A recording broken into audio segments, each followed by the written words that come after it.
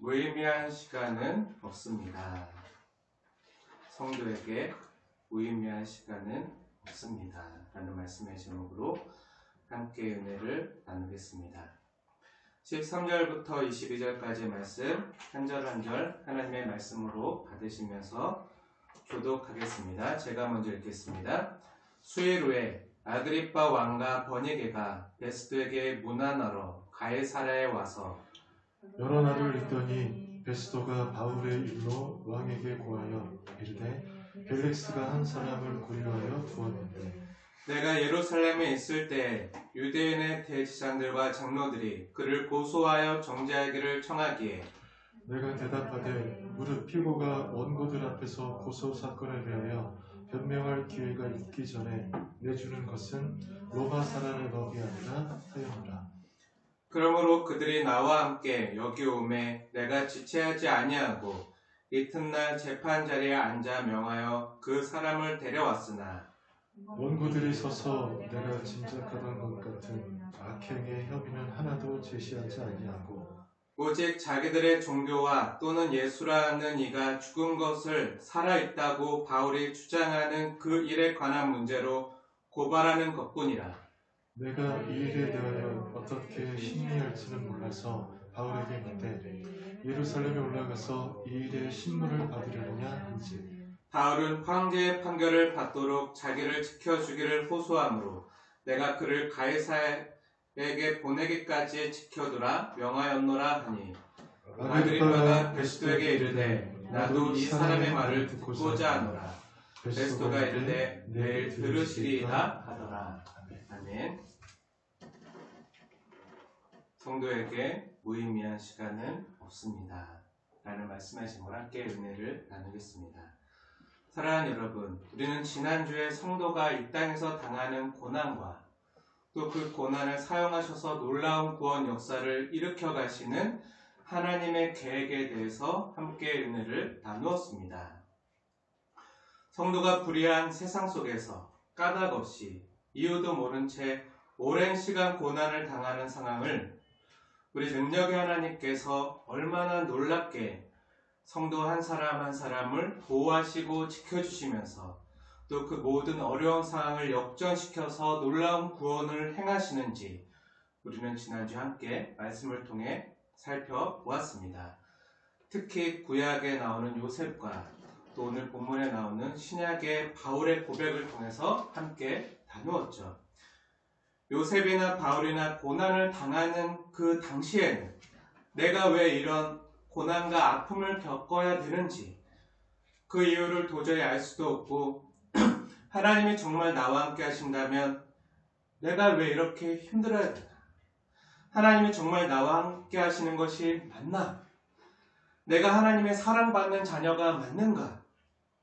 주님이 날 사랑하신다면 나에게 어떻게 이런 일이 생기고 이렇게 아픈 일이 계속해서 일어날 수가 있는가? 이런 원망과 서운함 가운데 아픈 시간을 성도들이 보낼 수 있다고도 말씀을 드렸습니다. 그 대표적인 사람들이 요셉과 바울이었죠. 그리고 그 눈물 나는 아픈 시간들을 보낼 당시에는요, 주님의 일하심도 또 나와 함께 하심도 분명히 함께 하시지만 그것을 잘 인식할 수도 또 잘 느낄 수도 없다는 것을 우리는 함께 살펴봤습니다. 하지만 성경의 증언과 고백은 무엇입니까? 내가 인식하든 인식하지 못하든지 하나님께서 그 고통의 자리에 함께 하시면서 임재하시면서 체휼하시면서 지키시고 도우시며 건지시고 구원해 가신다는 거예요. 그것이 성경의 증거입니다. 우리는 이것을 언제 알 수 있죠? 고난의 길고 긴 터널을 지나는 그 시점이 아닌 나중에 뒤돌아봤을 때 그때서야 비로소 주님이 그 긴 고난의 터널을 지날 때에도 나와 함께 하셨구나. 이것을 고백할 수 있는 사람이 됨을 함께 보았습니다. 우리 주님께서는 이러한 방법으로 우리를 인도해 가실 때가 정말 많다는 거예요. 그럼 왜 이러한 방법을 사용하신다고 했죠? 빌립보서 1장에 나타난 그 사도의 고백, 바울의 고백을 보았을 때 저와 여러분이요, 이 땅에 소망을 두지 않고 아까 기도한 것처럼 오직 주께만 소망을 두고 하나님 나라의 소망을 두고 나의 간절한 기대와 소망을 따라 아무 일에든지 부끄러워하지 아니하고 지금도 전과 같이 온전히 담대하여 살든지 죽든지 내 몸에서 그리스도가 존귀하게 되기 위한 것. 그리스도만 내 삶을 통해서 존귀하게 되게 하시기 위함이라 함께 은혜를 나누었습니다. 한 주 전에 나눈 내용들인데 기억나십니까? 나시나요? 네, 갸웃갸웃거리는 분들도 계신 것 같아요. 혹시 한 주 만에 다 잊지 않으셨겠죠? 네, 그래도 괜찮습니다. 네, 이제 잊어도 영원히 영상이 남아있기 때문에 혹시 기억에 가물가물하시다면 다시 한번 유튜브 말씀 영상을 보시거나 보내드리는 말씀 파일을 들어보시길 권면해 드립니다. 사랑하는 여러분, 오늘은 지난주와 같은 큰 맥락과 흐름에서 오늘 우리에게 주시는 본문을 중심으로 그런 성도가 겪어야 하는 이 길고 긴 고난의 터널과 아픔과 눈물의 시간들이 과연 성도들에게 어떤 의미를 가지는지, 어떤 의미가 되는지에 대해서 주님이 주시는 말씀을 통해 은혜를 함께 나누려고 합니다. 본문을 보시기 바랍니다. 지난주에 베스도가 유대 가이사랴 총독으로 부임했다고 했잖아요. 그래서 처음 한 것이 뭐죠? 예루살렘에 올라갔어요. 그 예루살렘에 있는 유대인들의 마음을 이렇게 토닥이기 위해서 유대 친화 정책을 펼쳤습니다. 그래서 다시 한번 유대인들, 대지상들과 장로들의 요청을 받아서 바울을 재판장에 세워요. 벌써 무려 4번째 재판이에요. 아무 죄가 없지만 4번이나 계속 재판을 받는 억울한 일이 계속 바울을 어떻게든 책잡아서 바울을 사형시키기 위한 그런 악한 대적자들에 의해서 계속해서 재판이 벌어지는 거죠. 그러면서 시간이 벌써 2년이 넘게 흘렀어요. 아무 죄도 없지만 억울하게 잡혀서 2년 넘게 옥살이를 하면서 바울을 책잡으려고 하는 사람들에 의해서 계속해서 힘든 일이 벌어지고 있어요. 그때 바울이 그 재판정에서 뭐라고 하죠? 내가 아무 잘못이 없고 나는 그렇기 때문에 가이사께 상소하노라. 이렇게 발언을 함으로써 베스도는 이제 바울이 가이사에게 로마 황제에게 갈 것이라고 하고 재판을 우선 마칩니다. 그러고 나서 오늘 본문이 시작되는 거예요. 오늘 우리가 함께 읽은 13절부터 22절까지는요. 베스도 총독의 발언이에요.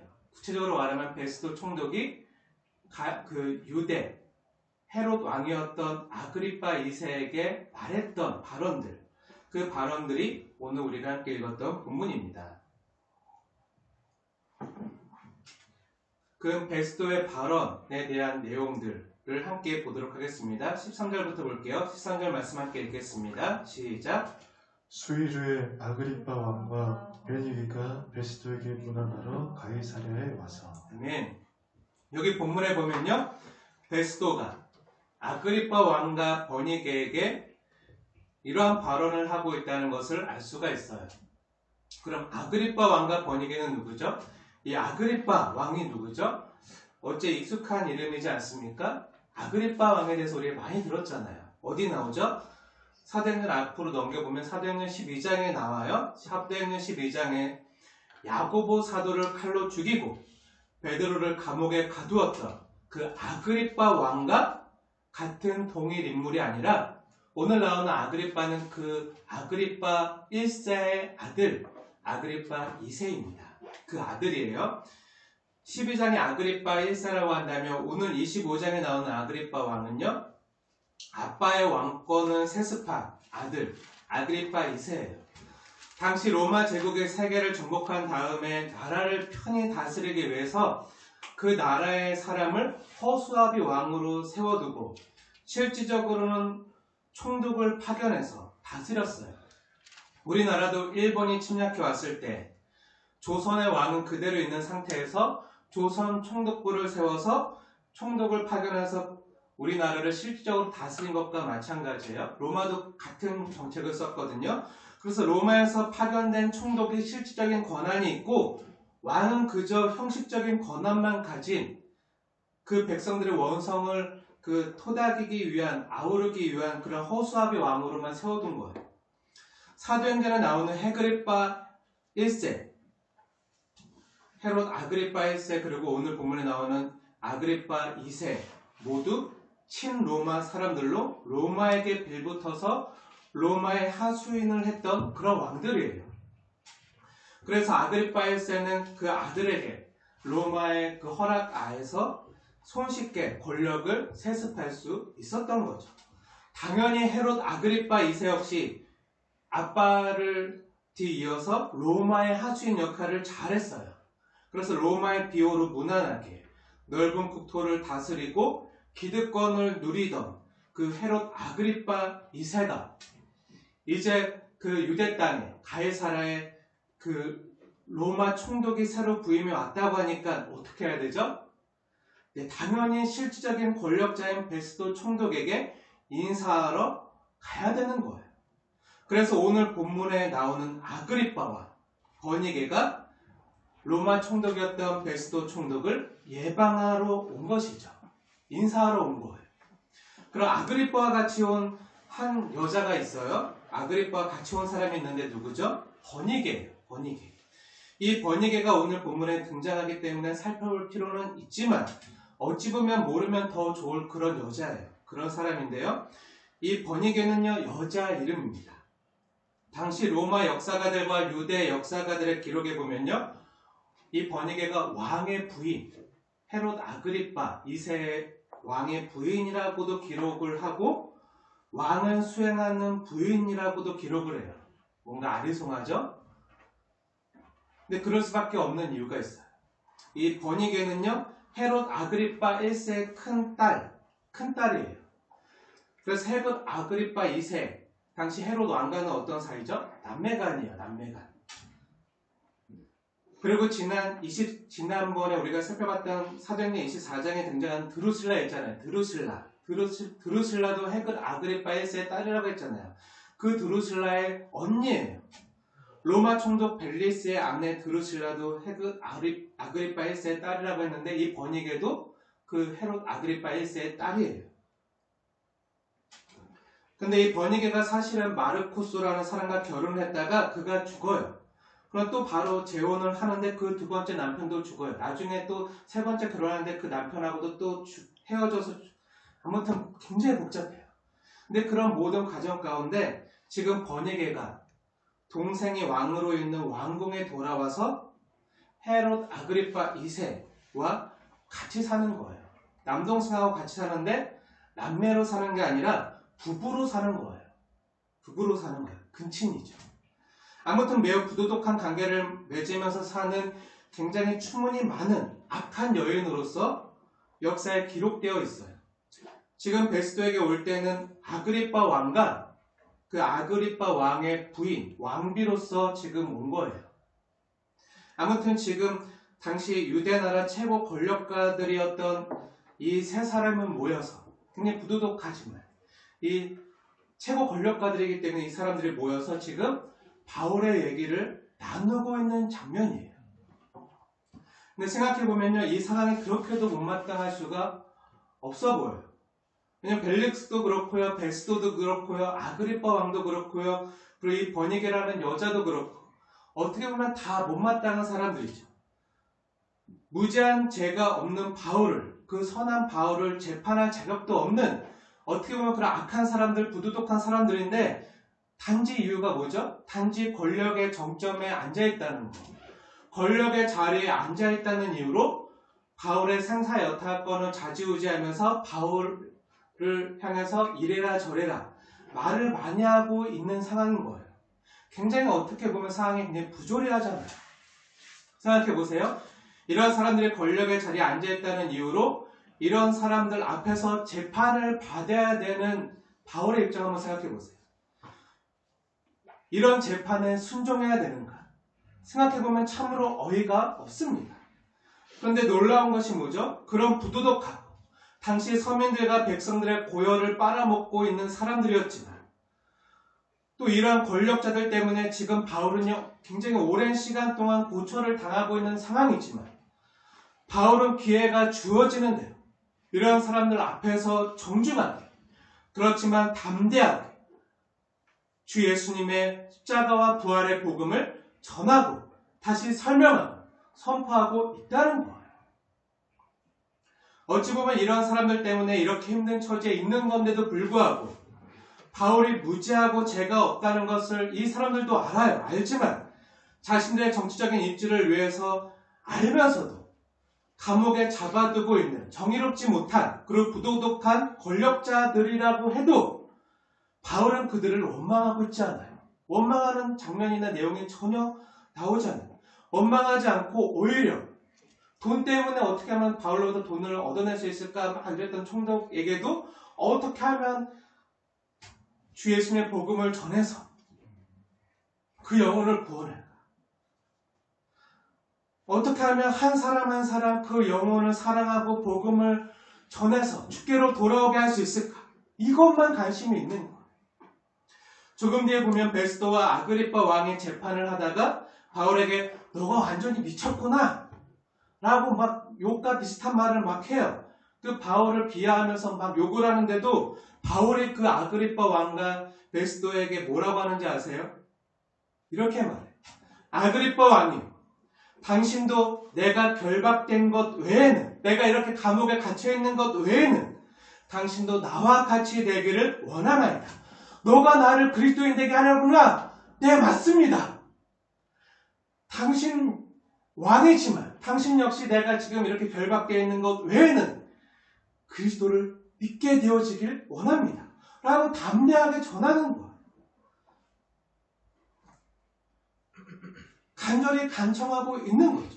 예수 믿고 구원받기를 원하는 거예요. 어떻게 보면 원수고 그 사람 때문에 지금 내가 고난을 당하고 고통을 당하는 거지만 바울은요, 이처럼 어찌 보면 자신을 힘들게 하고 억울하게 하는 그런 사람들 앞에서도 늘 언제나 어떻게 하죠? 복음을 정중하고 깨끗한 마음으로 전하는 거예요. 내 앞에 서 있는 사람이 누구든지 선하든지 악하든지 나를 선대해 주든지 아니면 나를 괴롭게 하고 힘들게 하든지 어떠한 사람이든지 그리고 그 사람들의 주변 사람이 어떠하든지 그 주변에 악한 그런 부도덕한 번이개가 있든지 아니든지 그리고 그가 어떤 환경에 있든지 묻지도 따지지도 않고요. 늘 언제나 영혼을 사랑하는 마음으로 복음을 전하고 그 영혼이 주께로 돌아오길 바라는 거죠. 이게 성도예요. 성도예요. 그래서 그 사람들이 뭐라고 하죠? 어떻게 하죠? 성도는 세상과 같은 수준으로 사는 사람들이 아니에요. 그 아그리빠 왕이나 버니게나 베스도나 벨릭스나 드루스나 그 모든 사람들 그 바울을 책잡기 위해서 공격하려고 했던 그 모든 원수들조차 다 알고 있던 것이 있어요. 바울이 아무 죄가 없구나. 무지하구나. 어떤 것으로 책잡고 고소하고 고발하려고 해도 뭐로 걸고 넘어지려고 해도 걸리는 게 하나도 없구나. 어떠한 아무리 의롭고 선한 사람이라고 해도요. 어떻게든 걸려고 책 잡으려고 공격하고 달려들고 압수수색하고 어떻게든 하면 다 걸려 넘어져요. 안 잡히는 게 없어요. 근데 성도는 어쩌죠? 성도는 세상의 기준에서 봤을 때도 세상의 기준과 세상 법으로 봤을 때도 걸려 넘어지거나 책 잡히는 부분이 하나도 없다는 거예요. 모두가 알고 있어요. 모두가 알고 있지만 자신의 이익과 또 정치적인 입지 때문에 바울을 잡아두는 것이 편안하니까 또 사람들의 어떤 여론이나 사람들로부터 그 사람들을 자신의 정치적인 입지를 공고히 하기 위한 수단으로 그냥 잡아두고 있는 거지 이 하나님을 믿는 이 성도에게 이 바울에게 아무 책 잡힐 것이 없고 알고 있는 거예요. 근데 조국 교회의 아픔과 슬픔이 뭐죠? 우리 성도들이요. 하나님을 믿는다고 하면서 예수를 믿는다고 하면서 세상과 같은 수준으로 아니 때로는 세상보다 더 못한 수준으로 믿는다고 하면서도 불법과 범법을 자행하면서도 남들 다 하는데 하면서 자기를 합리하면서 살아간다는 거예요. 하지만 오늘 성경이 보여주는 성도의 모습 우리에게 시사해주는 바가 많다고 생각합니다. 아무리 걸고 넘어지고 책 잡으려고 해도 없어요. 깨끗한 거. 도덕적으로나 윤리적으로나 또 법률적으로 어떠한 면에서도. 그리고 그 사람이 굉장히 억울하고 힘든 상황인데도 항상 정중하게 복음을 깨끗한 마음으로 또 간절한 마음으로 그냥 뭔가를 바래서가 아니라 뭔가 어떤 사심 때문이 아니라 정말 저 사람이 나를 정말 귀하게 여기고 정말 내 영혼을 사랑하고 나를 사랑해서 정말 이 복음을 전하는구나. 이 예수 그리스도의 십자가를 전하는구나. 부활을 전하는구나. 그래서 그걸 아는 거예요. 벨릭스도 그걸 알고 두려운 마음이 들고 베스도나 다른 아그리파 왕도 그래서 내가 한번 들어볼까 하고 관심을 갖지만 관심이 다른 데. 하지만 바울의 태도나 바울의 모습을 봤을 때는 함부로 할 수 없는 거예요. 그 사람들 맞아. 다시 본문을 보겠습니다. 아그리파 왕과 버니게가 베스도를 예방하기 위해 방문했을 때 베스도는 당시 유대 화친 정책을, 유대와 친화 정책을 벌이고 있었기 때문에 유대인들의 환심을 사기 위해서 허울 뿐이지만 그래도 어떻게 하죠? 허울 뿐이지만 그래도 형식적으로는 유대 왕이었다. 헤롯 왕이잖아요. 아그리파가. 그 유대 왕이었던 아그리파 2세에게 이렇게 묻는 형식으로 제가 요즘 이런 고민이 있는데 제 고민 한번 들어주시고 왕께서 그 조언을 한번 해주세요. 이런 형식으로 묻는 형식으로 바울의 이야기를 전하고 있는 거예요. 그 내용이 오늘 본문의 내용이죠. 근데 뭐라고 이야기를 하죠? 뭐라고 이야기를 전하죠? 자신이 부임해서 지금까지 있었던 바울에 대한 재판 내용을 쭉 설명해줘요. 상세히 다 설명해주면서 자신도 바울이 무죄하다는 것을 안다는 거예요. 18절과 19절 두 절 말씀 함께 읽겠습니다. 시작. 원고들이 서서 내가 짐작하던 것 같은 악행의 혐의는 하나도 제시하지 아니하고 오직 자기들의 종교와 또는 예수로 하는 이가 죽은 것을 살아있다고 바울이 주장하는 그 일에 관한 문제로 고발하는 것뿐이라. 아멘. 베스도가 아그리파 왕에게 하는 말인데 어떤 말이죠? 무슨 말이죠? 바울은 내가 짐작했던 것과 같은 악행, 사람을 죽였다던가 반란을 일으켰다던가 이런 일이 전혀 없습니다. 그런데도 전임 총독 벨릭스에 의해서 2년 넘게 억울하게 감옥에 갇혀 있었습니다. 그러니 어떻게 하면 좋겠습니까? 이런 말이죠. 그런데 베스도가 하는 말을 자세히 보세요. 19절에 오직 문제가 되는 것은 자기들의 종교와 예수가 죽었다가 살아났다는 부활에 대한 것뿐입니다. 이것만 문제가 되지 다른 건 전혀 문제가 안 된다는 거예요. 책잡을 게 없다는 거죠. 근데 이러한 베스도의 말은 뭐죠?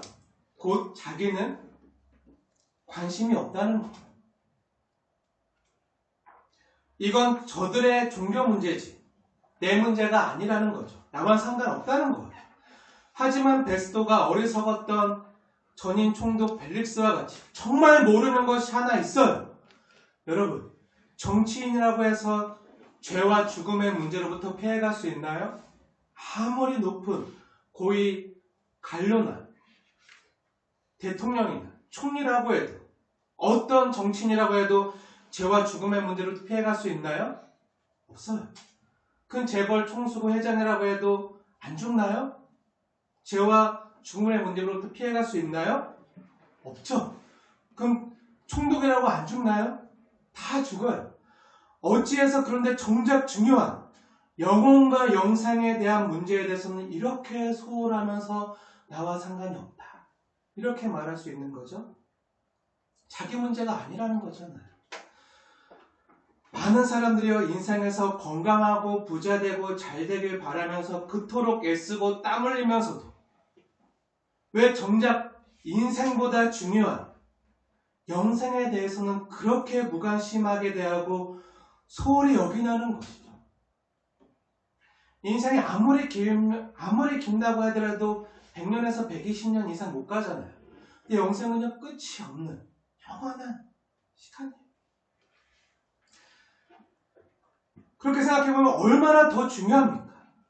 이 땅에서의 100년 인생이 그렇게 중요하다면, 그래서 악착같이 땀 흘리면서 피땀 흘려서 그렇게 열심히 사는데 그보다 훨씬 더 긴 영원한 영생의 문제는 얼마나 더 중요하겠습니까? 어찌 보면 베스도 역시요, 벨릭스와 같이 생명을 구원하는 복음, 바울로부터 영생의 도리를 들을 수 있었고 또 구원받을 수 있는 길과 기회가 무수히 있었지만 언제든지 벨릭스처럼 바울을 불러서 들으면 돼요. 하지만 베스트 입장에서는요, 이것을 너무나도 하찮게 여기는, 너무나도 소홀히 여기는 어리석음을 범하고 있는 거죠. 베스트는 그건 내 문제가 아니야. 이건 저들의 종교적인 문제일 뿐이야. 이런 식으로 대하는 거죠. 이럴 때 우리는 참으로 안타까움을 느낍니다. 우리 중에도요, 사랑하는 가족이나 부모님이나 자녀들이나 형제들에게 정말 그 영혼을 사랑하는 마음으로 복음을 전해요. 복음을 전하고 예수님을 믿으라고 정말 진심을 다해서 전할 때조차 때론 돌아오는 대답이 그건 저에겐 중요한 문제가 아니에요. 잘 믿으세요. 그걸 제가 반대하진 않지만 저에게 강요하지 마세요. 그건 저에게 중요한 문제가 아니에요. 전 그 문제에 대해서 관심이 없어요. 라고 말할 때 참으로 안타까움을 느낍니다. 우리 인생에 대한 문제, 나와 직접적인 나의 생명과 영생과 관련된 문제를 생각하지 아니하고 여러 가지 삶의 범주 가운데 있는 하나의 종교 문제, 이렇게 취급하는 거죠. 기독교는 종교가 아닙니다. 삶이에요. 은혜의 삶으로 살아가요. 그래서 우리에게 너무 중요한데, 정말 중요한데, 그래서 내가 사랑하는 내 가족이, 내 이웃이 이 복음을 듣고 예수님을 믿고 영생을 얻고 하나님 나라를 사모해야 되는데, 아직 믿음이 없고 예수를 안 믿는 분들은요, 자기와는 상관이 없다. 내 문제가 아니라 저들의 문제라고 일축해버리는 거예요. 베스도와 같이. 당시 로마 사람이었던 베스도뿐만 아니라 많은 로마 사람들의 관심은요, 정치였어요. 헬라 사람들의 관심은 철학이었습니다. 일반적인 세상 사람들의 관심은요, 요즘 보면 돈인 것 같아요. 그런데 정말 중요한 문제는요, 구원의 문제입니다. 영생의 문제예요. 죄와 사망의 문제를 사람으로서는 해결할 수 없어요. 돈과 명예와 권력으로도 해결할 수 없어요. 이 문제는 죄와 사망을 이길 수 있는 부활의 주님만이 해결할 수 있는 문제예요. 그래서 부활이 중요한 거예요. 사랑하는 여러분, 쉽게 말해서 눈먼 자가 눈을 뜨고 안진뱅이가 일어났다는 말을 들어도요, 많은 사람들이 놀라요. 아니, 어떻게 안진뱅이가 일어나? 장님이 어떻게 눈을 떠? 귀머거리가 어떻게 들어? 막 이런 일만 있어도 막 기적이 일어났다라고 막 사람들이 막 수근수근거리면서 막 놀라게 될 텐데, 이런 말을 들어도 정신 차리라고 생각해야 되는데, 문둥병자가 깨끗해졌다고만 해도 생각을 달려야 되는데, 그렇지 않나요? 그런데 병 고치는 문제보다 죄로 인한 죽음의 문제, 죽은 자가 살아났다는 이야기를 어떻게 흘려들을 수 있나요? 죽었던 사람이 살아났다, 부활했다, 이것이 병 고쳤다는 것보다 더 엄청난 문제가 아닙니까? 더 엄청난 소식이 아닙니까? 근데 어떻게 병 고쳤다는 것에 대해서 우리가 아프면 병원에 가서 어떻게 하면 고칠 수 있을까?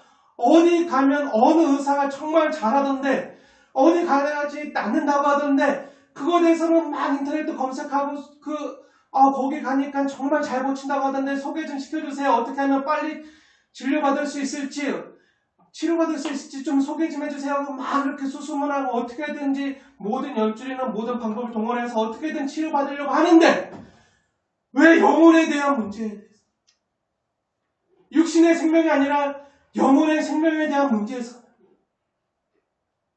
그건 종교적인 문제, 그건 내 문제가 아니야 하면서 그렇게 소홀히 여기면서 하찮게 여길 수 있다는 거죠. 이해합니다. 아, 그건 상식 밖의 얘기니까. 어떻게 죽은 자가 살아나? 그건 상식적으로 말이 안 돼. 하지만요, 사람으로서는 할 수 없지만 하나님은 하실 수 있는, 능력의 하나님은 하실 수 있는, 실제로 역사상 일어났다 분명한 사실이고 사건입니다.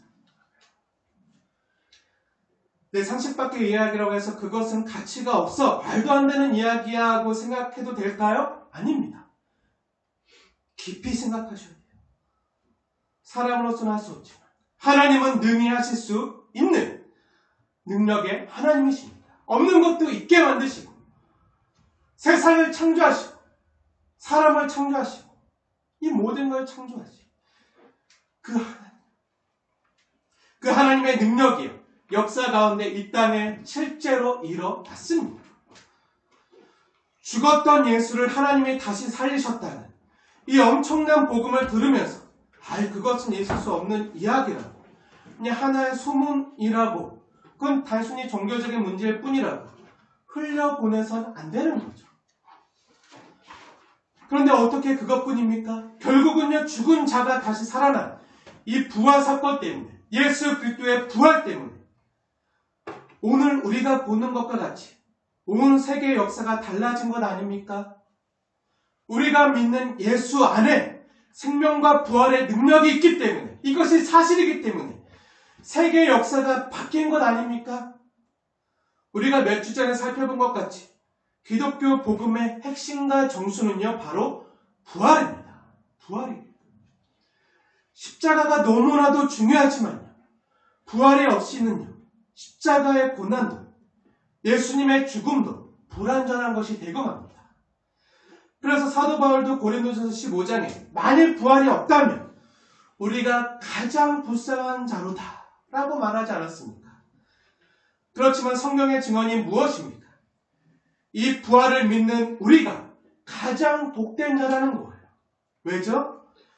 부활은 확실히 있기 때문입니다. 이 사도행전의 역사가 뭐죠? 사도행전 1장, 2장부터 쭉 지금까지 이어져 오는 이 역사, 사도행전의 모든 기록과 역사가 이 부활의 증인된, 부활의 증인된 베드로나 요한이나 또 오늘 바울이나 부활의 증인된 사람들의 기록이거든요. 부활의 증인된 사람들이 이 부활을 증거하고 다녔던 기록, 이 역사의 기록이 사도행전이거든요. 많은 역사가들도요, 실제 예수 믿지 않는 역사가들도요, 이 사도행전의 기록, 당시 이것을 알고 보고 들었던 사람들이 사도행전 성경에만도 수백 명, 수천 명인데, 그것이 실제 역사 가운데, 로마 기록 가운데, 유대 역사 가운데 그대로 기록이 되어 있거든요.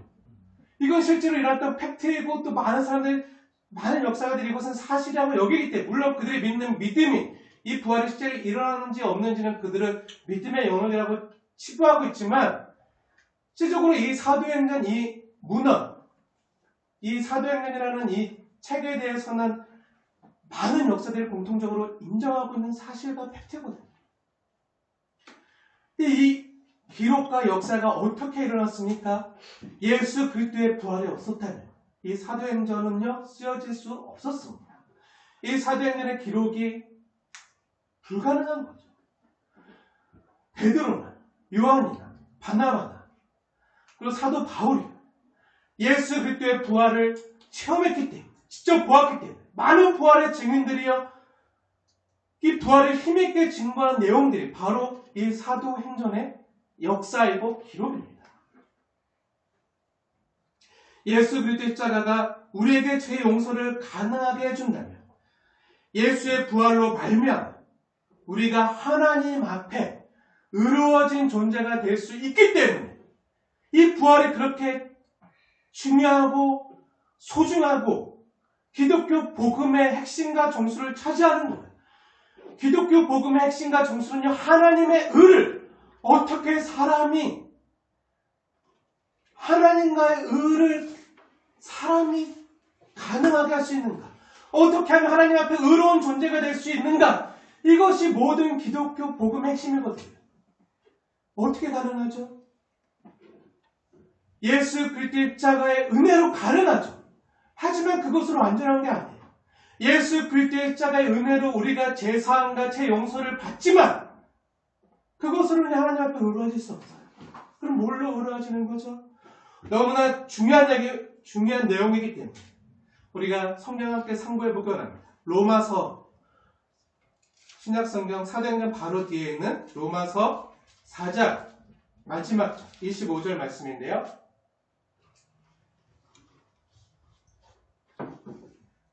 로마서 4장 내용 보면요. 아브라함이 어떻게 하나님 앞에서 의로워졌는지, 하나님께서 아브라함을 왜 의롭다고 칭하셨는지, 아브라함이 왜 믿음의 사람이 됐고 믿음의 조상이 됐는지, 복의 근원이 됐는지, 그 아브라함에 대한 이야기가 로마서 4장에 쭉 써있는데요.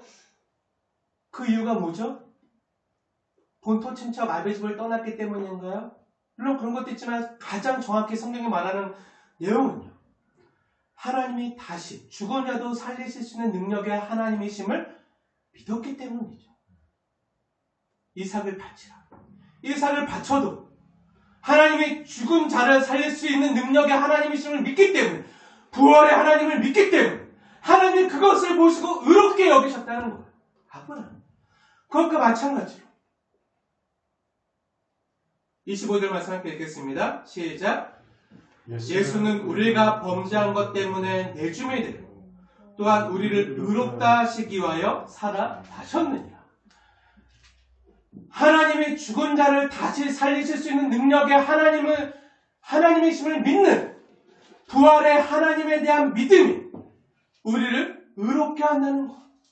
아브라함을 하나님 의롭게 여긴 것이 바로 그거였고, 그와 마찬가지로 예수님 십자가에 달려 죽으신 것은 우리를 용서하시고 우리의 죄를 사하시고 우리가 범죄한 것 때문에 십자가에 내어줌이 되고, 하지만 그걸로 완전하지 않아요. 완벽하지 않아요.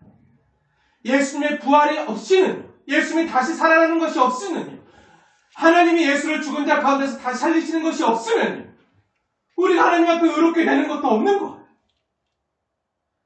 근데 예수를 죽은 자 가운데서 다시 살리신 하나님의 능력을 믿는 그 믿음, 그것이 하나님과 우리 사이의 화평, 하나님의 의를 우리가 힘입게 되는 능력이 되거든요.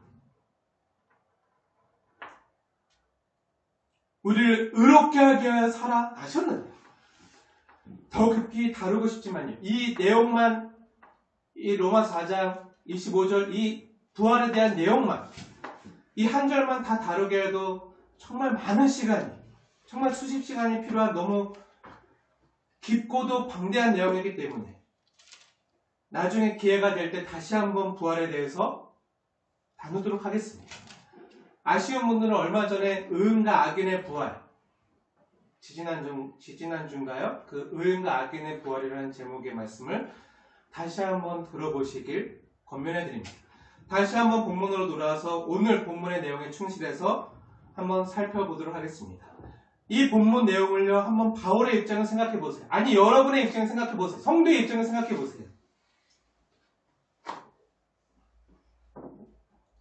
사랑하는 여러분, 베스도나 아그리빠 왕이 나와 상관없다고 생각했던 이 문제와 이 사실 때문에, 뭐죠? 부활, 예수 그리스도의 부활, 이것 때문에 어찌 보면 바울은요, 이 예수님의 부활의 복음 때문에 지금 오랜 시간 감옥에 갇혀 있는 거예요. 유대인들에게 매를 맞고 감옥에 갇혀서 긴 고초를 당하고 있는 거죠.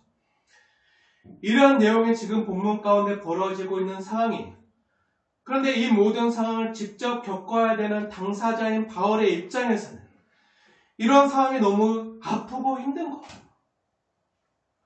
분명히 사도행전 23장 11절에 뭐라고 주님이 말씀하셨죠? 한밤중에 주께서 바울 곁에 서서 너가 예루살렘에서 나의 일을 증언한 것 같이 로마에서도 나의 일을 증언하여야 하리라, 이렇게 말씀하시고 약속해 주셨는데 지금 보니까 이루어진 것이 전혀 없잖아요.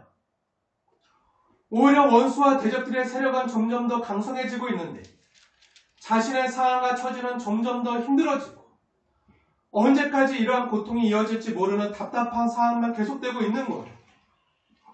복음의 사도는요, 지금 아무 죄 없이 하나님의 은혜의 복음을 전하다가 지금 구금되어 감옥에 버려져 있는 채 벌써 2년이 그냥 흐른 거예요. 바울은 지금 그저 감옥에서 아무것도 못하고 앉아있고 로마와 대적자들은 점점 강성하고 그 나라는 쇠퇴할 기미조차 없고 또 바울의 사건 같은 것은 방금 살펴본 것 같이 아무 관심도 가지지 않아요. 예수와 부활에 대한 복음 사건은 자신들에겐 아무 상관이 없는 하찮은 일로 여기는 거예요. 그리고 지금 바울에 대한 이야기도요, 그냥 가십으로 소소한 담소 이야기로 잡담으로 그냥 말하고 바울이 골칫덩어리가 있는데 바울이 지금 이런 일 때문에 갇혀서 이러고 있는데 그렇대 하고 베스토가 아그리파 왕에게 그냥 잡담 섞인 이야기를 하고 있는 거죠.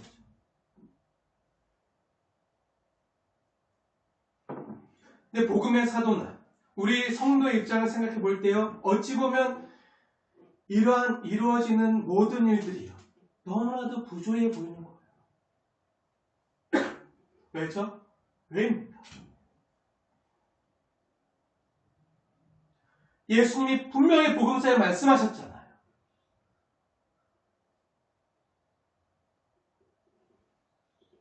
하늘과 땅의 모든 권세를 하늘 아버지께서 내게 주셨다. 그러므로 너희는 가서 모든 민족으로 제자를 삼아라. 내가 세상 끝날까지 너희와 항상 함께 있겠다. 그 권세를 받으신 예수님의 능력을 직접 제자들이 다 봤잖아요. 성령님이 오시고 소병이 눈을 뜨고 앉은 병이 일어나고 예수님이 부활하신 증거가 1세기 당시에 어디서나 명명백백하게 일어나지 않았습니까? 사도행전의 기록이 그 역사의 기록이고 팩트죠. 그리고 주님께서 약속하셨다. 마지막 약속으로 너희는 가서 본토 친척, 너희는 가서 아버지 아들과 성령의 이름으로 세례를 주고 모든 민족으로 제자를 삼고 가르쳐 지키게 하라. 내가 세상 끝날까지 너희와 항상 함께하겠다. 말씀하신 우렁찬 약속들과 주님의 선포들, 주님이 승천하시면서 제자들에게 주고 가셨던 그 지성명, 그 명령을 받았잖아요. 받고 지금 명령대로 수행하고 있는 거잖아요. 근데 그 선포들은 다 어디 갔습니까? 어떻게 교회는 아무것도 아니고 바울도 아무것도 아니고 갇혀서 무력하게 주저앉아서 아무 힘도 발휘하지 못하는 그 상태가 되고 큰 권력과 권세로 무찔러야 될 세상은 전혀 영향을 받는 것 같지도 않고 바위에 결한 치기처럼 오히려 세상과 부딪히면 부딪힐수록 성도만 깨지는 거예요. 아니 오히려 그 세상은요 점점 더 강성해지고 복음의 사도는 지금 감옥 뒷방에 버려진 채 무의미한 세월만 허비해야 되는가 하는 생각이 들지 않으십니까? 근데 복음의 사도인 바울만이 아니라 이러한 삶의 모습이요 대부분의 성도들이 이 땅에서 맞닥뜨려야 되는 잔인한 현실이라는 사실입니다. 하늘과 땅의 모든 것을 가지신 그분이 우리와 함께 하신다는데 믿으십니까? 아멘? 그런데 어떻게 바울은? 그런데 어떻게 교회는? 근데 어떻게 성도는? 근데 어떻게 우리는? 우리들이 처해야 되는 이 현실은 이렇게 답답하고 답이 없고 우리 현실이 이렇게 무력해 보이는 걸까요? 그런데 이것이 사도행전이 증언하는 하나님의 일하심의 방법이래요. 하나님이 이렇게 일해 가신대요. 성도들에게.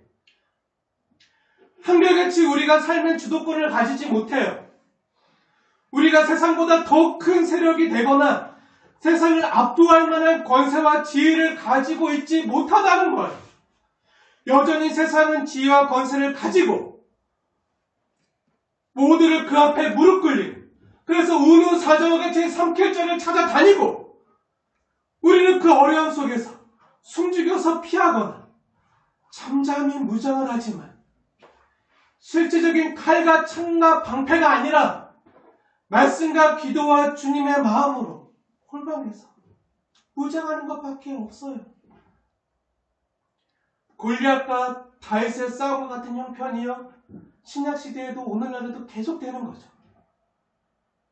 근데 그런 방식으로 하나님은 일에 가신다는 거예요. 착각하면 안 됩니다. 저와 여러분 착각하는 게 이거예요. 하나님 우리와 함께 하십니다. 우리가 세상을 무릎 꿇리고 우리 마음대로 자지우지하면서 어떻게 해야 될 것 같은데 하나님은 그렇게 일 안 하시네요. 오늘 본문에서 바울은 여전히 잡혀있어요. 그것 가지고 당시 최고 권력자들은 굉장히 부도덕하고 악한 자들이었지만, 정의롭지 못한 자들이었지만, 당시 최고 권력자들은요, 바울을 보고 이러쿵저러쿵 소소한 가십과 잡담거리로만 여기고 있어요. 그 내용이 오늘 본문이잖아요. 바울은 무력하게 감옥에 앉아있어요. 2년을 넘게 그렇게 있었는데 앞으로 얼마나 이렇게 더 기다려야 될지, 앞으로 언제 어떻게 될지 모르는 거예요. 그런데 성경은 그것이 성도가 겪을 수 있는 신앙생활이라고 가리키고 있는 거예요.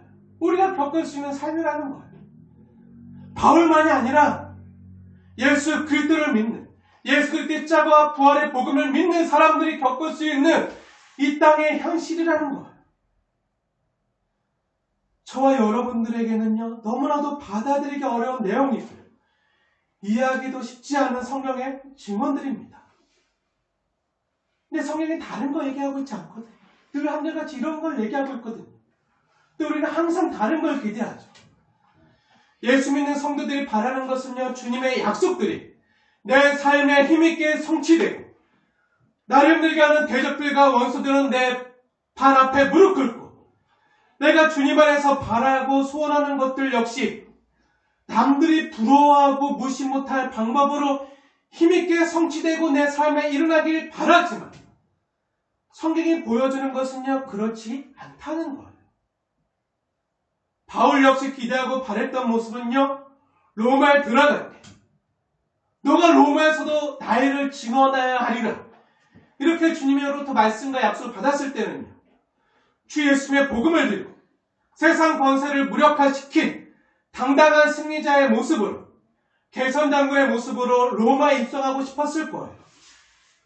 그 로마에 가서도요, 왕궁과 광장과 회당과 원형극장과 서원을 두루 다니면서 자유롭게 복음을 전하고 1차, 2차, 3차 전도여행을 다녔던 때처럼 그렇게 자유롭게 복음을 전하고 말씀 세미나를 열고 조찬 기도회를 하고 왕과 귀족들과 총독에게 초청을 받아서 그들에게도 또 말씀으로 이렇게 교제를 하고 말씀을 가르치고 막 그런 모습으로 힘있게 능력있게 복음을 전하고 싶었을지도 모르죠.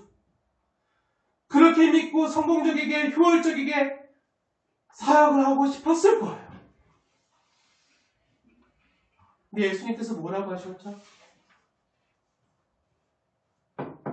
우리가 지난주에도 살펴봤지만 예수님께서 복음서에서 마태복음 10장 18절에 이렇게 말씀하셨습니다. 제가 읽어드리겠습니다.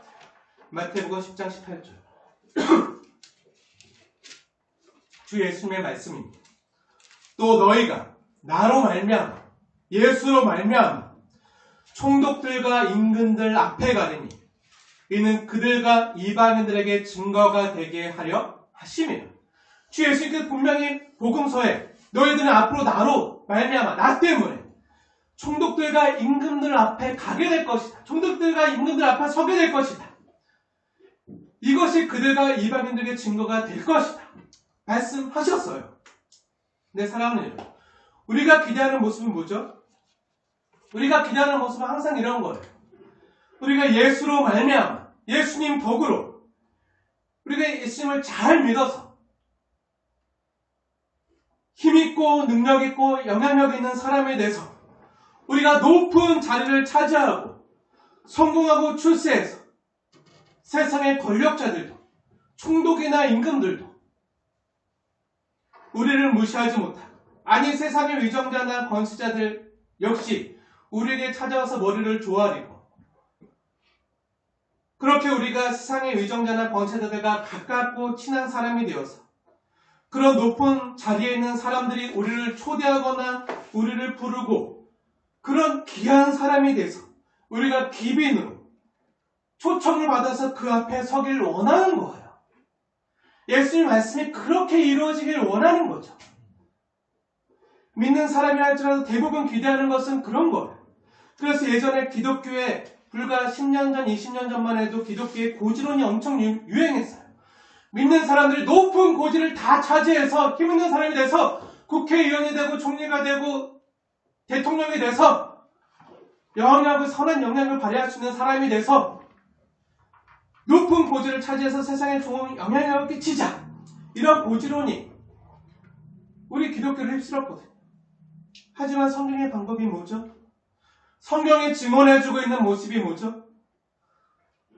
우리가 예수님 덕에 총독들과 임금들 앞에 분명히 서게 될 터인데 어떤 모습으로 서게 되는 거죠? 국빈이나 기빈으로 초대받는 것이 아니라 바울처럼 죄수로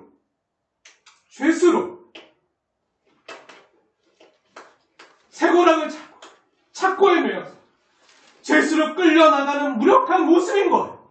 나의 생사 여탈권을 쥐고 있는 저 권력자들이 따로 있어요. 그래서 내가 오늘 내일 어떻게 될지 몰라요. 근데 그렇게 무력한 죄수의 모습으로 끌려나가는 그런 모습으로 너가 나로 말미암아 총독들과 임금들 앞에 가리니 이것이 이방인과 그들에게 증거가 될 것이다. 복음의 증거, 자가 부활의 증거가 될 것이다.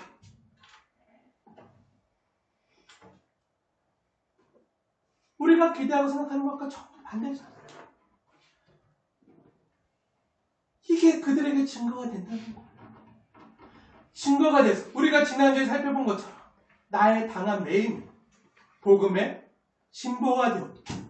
오히려 이것 때문에 임금들과 총독들 앞에 서서 또 시위대와 친위대들 앞에 서서 감옥에 갇혀서 내가 그들에게 전하는 복음 때문에 그들 안에 주 예수님의 복음이 살아서 움직여서 그들의 주께로 돌아오고 그렇게 주께로 돌아온 사람들에 의해서 로마가 나중에 어떻게 됩니까? 로마가 그리스도 앞에 무릎을 꿇잖아요.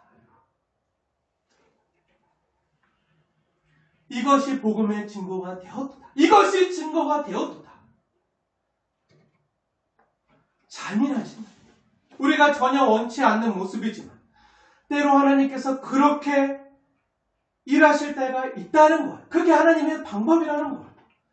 정말 우리로서는 이해하기 어려운 하나님의 방법이고 일하심입니다. 이렇게 수동적으로 잡혀서 끌려나가는 것이 총독들과 임금들 앞에 서게 되는 방법이 될 것이라고는 아무도 생각하지 않았어요.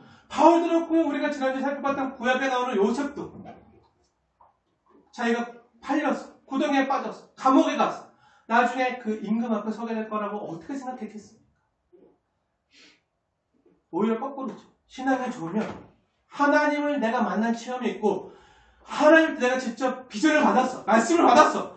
하나님의 나에게 분명히 말씀하시고 내가 그런 영적인 체험이 있어.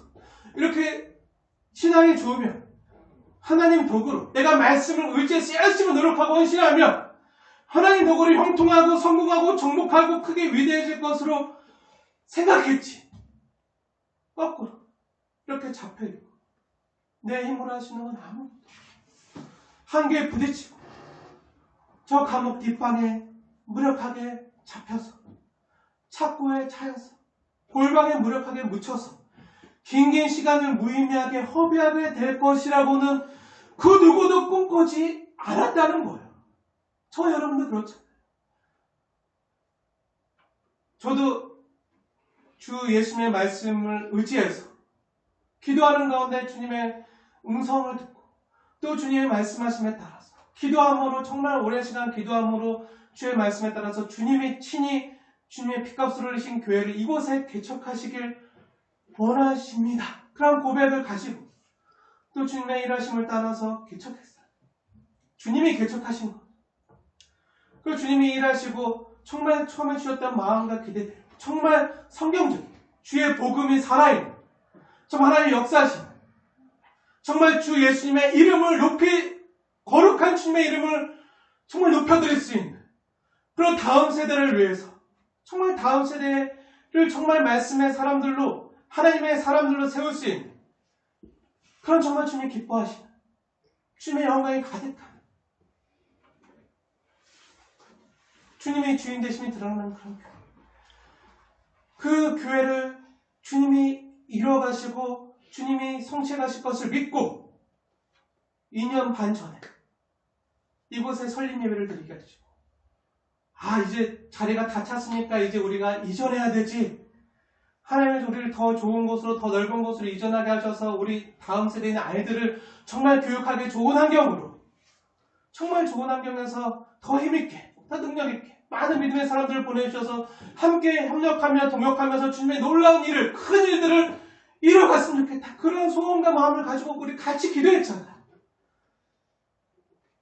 그런데 예기치 않은 그 누구도 원치 않았지만 이러한 질병과 어려움 때문에 우리가 모여서 예배하는 것조차 우리가 모여서 기도하는 것조차 우리가 서로의 얼굴을 보면서 교제하고 코인노니아를 누리고 하나님을 찬송하고 하나님께 나아가는 또 더 힘있게 앞으로 교회가 해야 될 일들이 많은데 우리 아이들을 양육해야 되는데 또 복음으로 이 지역과 민족을 섬겨야 되는데 근데 지금 그러지 못하는 형편과 상황이 올 거라고 누가 알았겠습니까? 하나님이 그렇게 인도해 가실 때가 있다는 거예요. 우리는 하나님께서 우리의 때때로 우리가 지난주에 살펴본 것처럼 하나님은 우리에게 정말 길고 긴 고통과 고난의 터널을 허락하실 때 또 우리가 그 길을 좁은 길, 협착하게 그 긴 터널을 지날 때 왜 하나님이 우리를 사랑하신다고 하면서 우리와 함께 하신다고 하면서 이런 것을 허락하시는지 이해하지 못할 때가 많아요. 오히려 우리는요 어두운 긴 터널이 아니라 시온의 대로를 구하죠. 시온의 대로를 구하고 사업이 번창하고 형통하고 대인관계가 원만하고 건강과 평안을 구하고 부자 되는 것 같은 것들을 구해요. 그런 것들을 구했어요.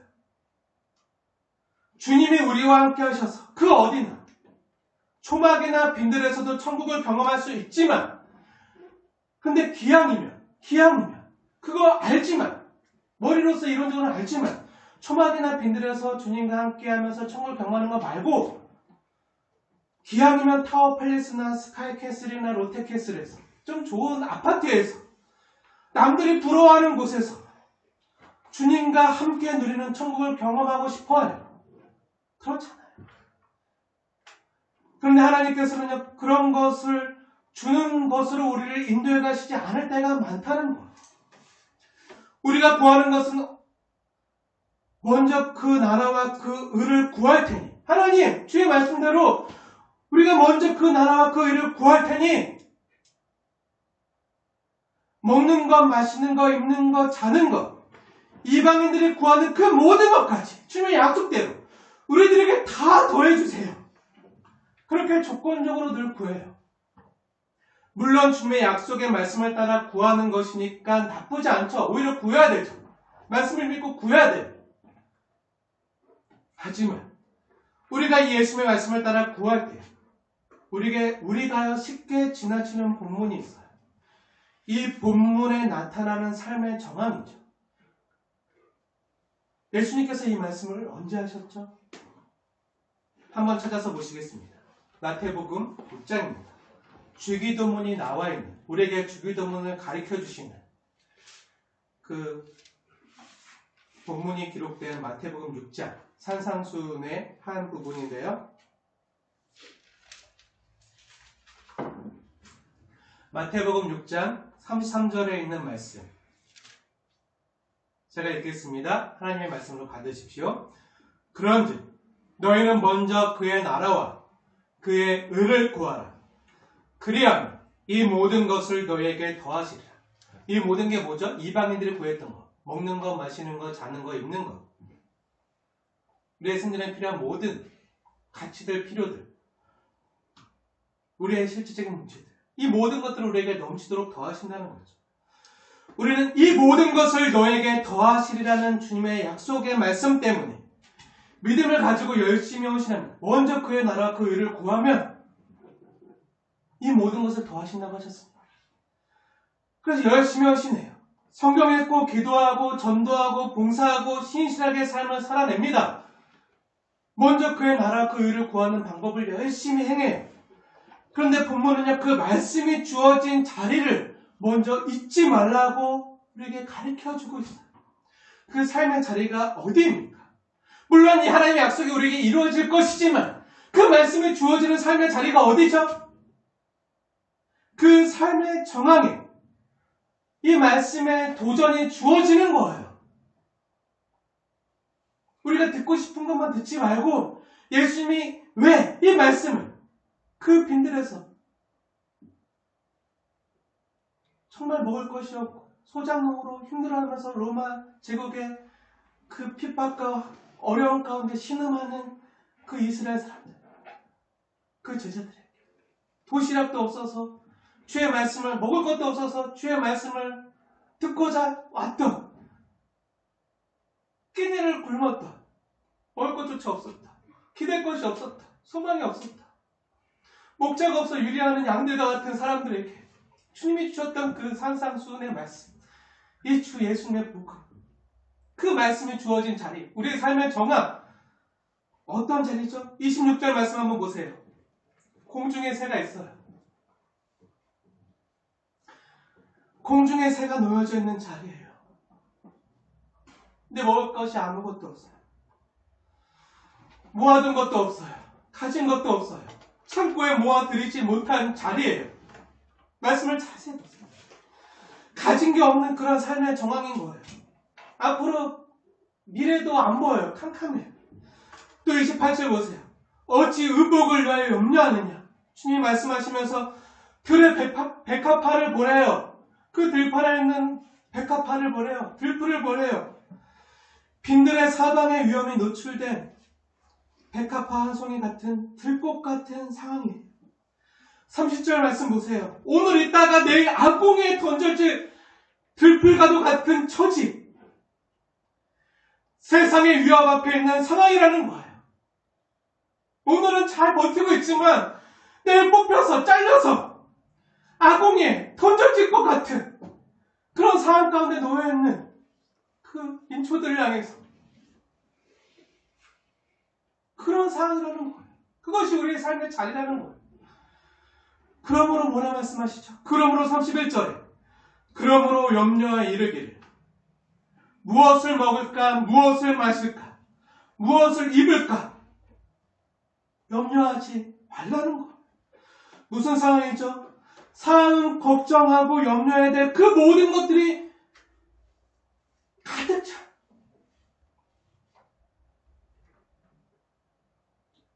그런 상황. 그리고 내가 가진 것이 아무것도 없고 모아둔 것이 없고 내일 어떻게 될지 모르고 뽑혀서 악몽에 던져질 수 있는 그런 모든 것들이 나에게 없는 충분치 못한 그런 재난 상황, 그런 상태라는 거죠. 그런데 복음이 뭐죠? 우리 주 예수님께서 우리에게 들려주시는 복음이 뭐죠? 하나님이 그 모든 것을 다 아신다는 거예요. 이 모든 것들이 우리에게 있어야 될 줄 아시고 그뿐 아니라 우리가 공중의 새보다 귀하고 들에 핀 백합화보다 더 귀하고 들풀보다 더 귀하다는 거예요. 그러니 너희가 나를 위해 뭔가 열심을 내거나 헌신하거나 노력해서가 아니라 내가 너희를 사랑하는 아버지이기 때문에 너희는 나에게 너무나도 귀하고 너무나도 소중하고 너무나도 귀하기 때문에 내가 너희를 돌보고 먹이고 입히고 내가 너희들과 함께 하겠다는 거예요. 너에게 필요한 이 모든 것들은 이방인들이 구하는 것들, 세상 재물이나 권세가 아니라 너에게 진짜 필요한 것은 이방인이 구하는 세상 재물이나 권세가 아니라 하나님의 나라의 천국과 하나님의 의를 구하라는 거예요. 하나님의 의. 예수 그리스도의 부활로 우리에게 주어진, 값없이 주어진 그 의. 죽었던 예수를 다시 살리신 하나님의 능력이 나중에 우리도, 나중 열매로서 우리를 다시 살리신 그 영생을 선물해 주신 그 하나님의 하나님 되신가 우리의 하나님의 백성됨, 하나님이 우리 아버지 되신가 우리가 하나님의 자녀됨, 하나님의 의, 하나님의 하나님 되신가 하나님의 아버지 되심을 알고 구하라는 거예요. 그래서 이 문맥이요, 하늘에 계신 우리 아버지, 너희는 이렇게 기도하라. 주기도문 가운데 주기도문 다음에 주어지잖아요. 너희 아버지가 누구지? 걱정하지 마. 하나님이 궁극적으로 우리에게 원하시는 것은요, 하나님의 하나님 되심, 하나님의 아버지 되심, 하나님의 사랑받는 자녀의 자리로 우리를 인도해 가신다는 거예요. 세상 복락이나 명예나 쾌락의 자리가 아니라, 이방인들이 구하는 것들이 아니라 하나님과의 의로운 자리, 우리를 거룩함의 자리로 끌고 가시는 거예요. 우리를 거룩함의 자리로 끌고 가시는 그 자리가 때로는 착고에 아무것도 못하는 무력한 자리고 감옥이라 할지라도, 그리고 그 자리에서 주님의 사랑을 받으라고 하시는 거예요. 그런데 그 삶의 자리가 공중의 무방비한 자리, 광야나 들판의 자리라는 거예요. 그러자 사람들이 어떻게 하죠? 그런 자리에서의 사랑받는 것은 싫다고 따라오지 않아요. 아니, 모아둔 것이 없는데, 내일 어떻게 될지 모르는데, 오늘 뽑혀서 아궁이에 던져지면 어떡하라고.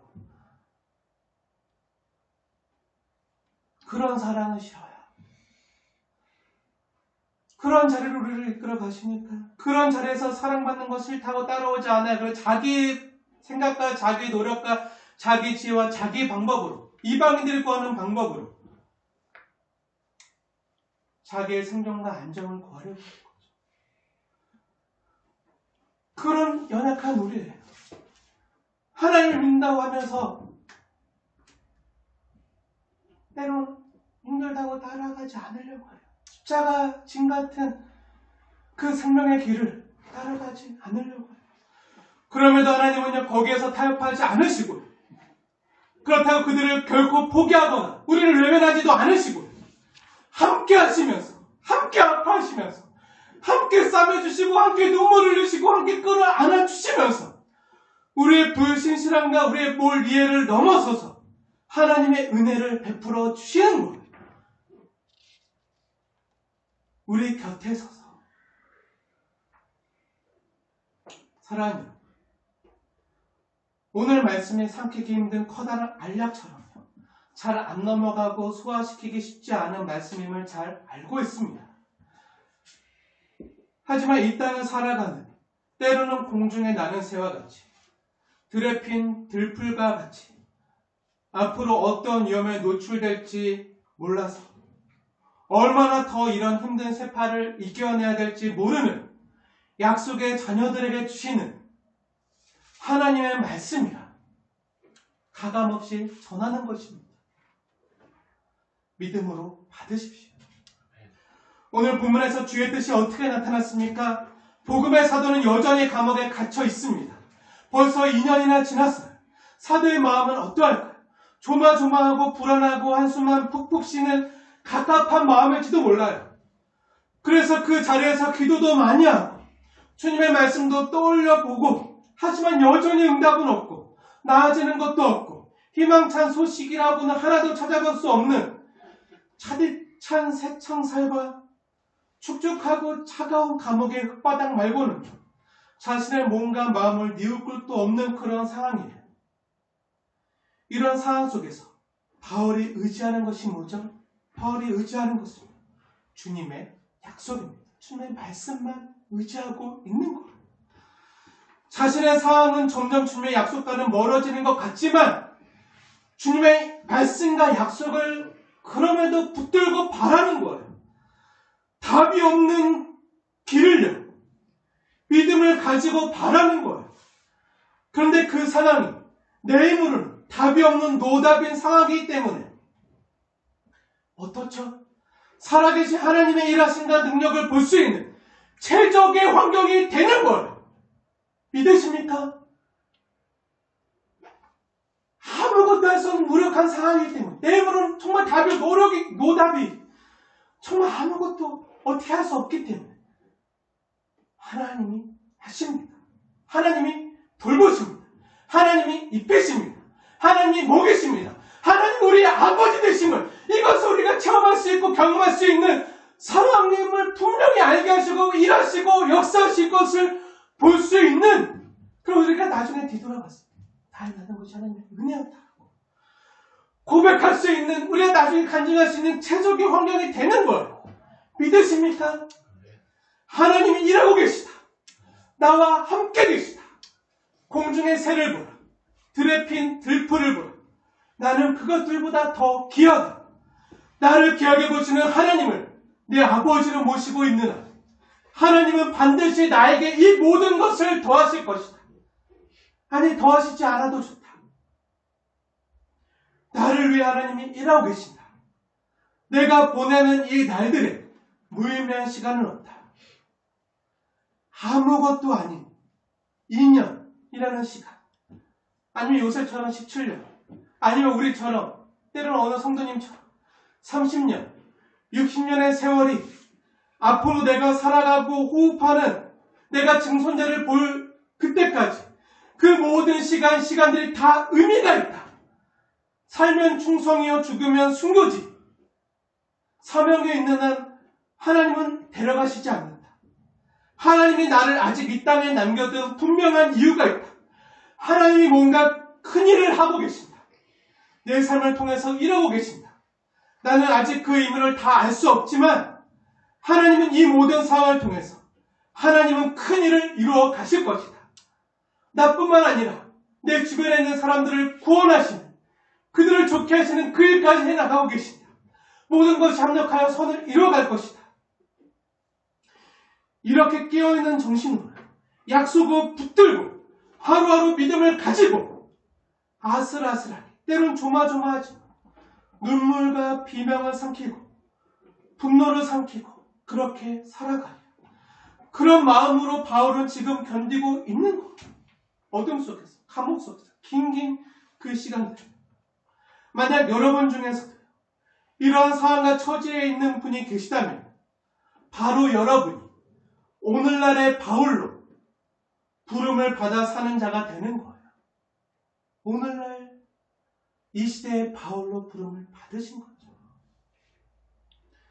복음 때문에, 주님 때문에 믿음을 안에 품고 하나님을 아버지로 모신 자로, 하나님을 아는 자로, 그분의 자녀로, 아무 이름 없는 공중의 새이고 아무도 거들떠보지 않는 들에 핀 들풀이라 하더라도 주님은 그 들풀 하나하나마저 그 이름을 다 아시고 이름을 불러주시면서 귀하게 입히시고 돌보시는 것처럼 우리를 향한 하늘 아버지의 사랑과 돌보심은요 더 크다는 거예요. 이거 성경의 증언이에요. 그렇게 하루하루를 살다 보면 지금은 몰라도요, 나중에 여러분 주변에 있는 누군가가 이렇게 여러분을 향해서 바라게 되는 것을 들으실 것입니다. 아, 저 사람은, 하랑이는, 저 수아는, 주영이는 하나님의 자녀래. 세상 사람들이 나중에 이렇게 알게 되는 거예요. 저 사람은 하나님을 아버지로 모신 하나님의 아들, 딸들이래. 그런 인생을 이 땅에서 살아가는 것입니다. 그래서 우리의 간절한 기대와 소망을 따라서 그리스도의 이름이 내 삶을 통해 존귀되는 것을 바라며 사는 것입니다. 이것이 사도행전의 역사이고 또 우리 성도들의 역사입니다. 오늘 이 땅에서도 계속되는 성도들의 역사, 하나님이 역사하시는 삶의 자리, 우리는 인식하지 못하지만 하나님이 분명히 우리와 함께 하시고 하나님이 역사하시고 지금 일하시는 하나님의 자리, 그 자리에 우리가 부름받고 초청받은 것. 나중에 하나님께서 우리를 임금들과 총독들 앞에 데려가실 테지만 그 자리로 어떠한 모습으로 데려가시든지 하나님이 우리를 통해서 일하시는 구원의 일을 해 하시는 거죠. 이런 하늘 아버지의 일하심과 능력과 크기와 지혜와 은혜와 넉넉하심과 자비하심을 느끼면서 이 땅을 오늘도 하나님의 자녀로 살아가는 저와 여러분이 되는 거죠.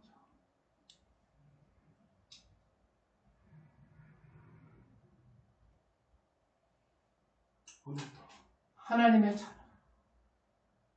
살아가는 저와 여러분의 삶에 되어지길 주님의 이름으로 축원을 드립니다.